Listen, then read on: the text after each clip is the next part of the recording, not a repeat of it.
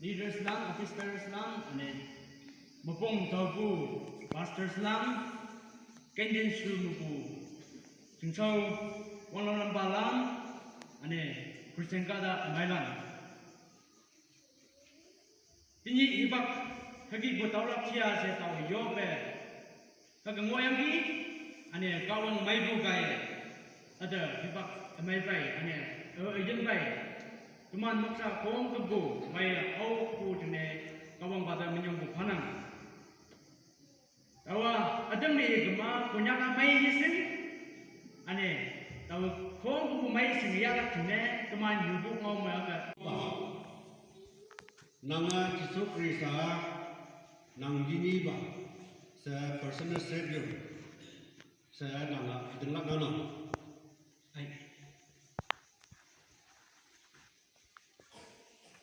Mumayana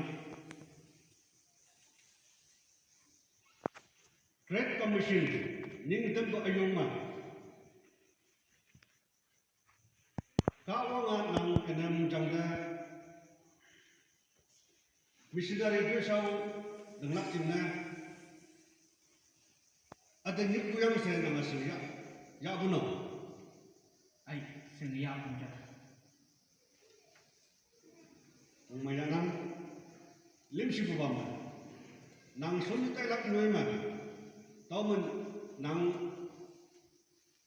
de jamai phonglak sising mensing bu nyupa chathali anang galak takhai din ku bai neo tukku ma bai neo sinyo yang li hipak bai neo adau li nanga naluk lakcia puklak kawang waima adawa awi sisoma janam jambusi umaino kawang sisoma janam kawang waima tuma bacainau di wabba ia sakit phabu dangna sa kamusin hake ida hake lidamnam ajau lain hake lidamnam hang singna Awina yongwan ba manna yinglakai I yingla.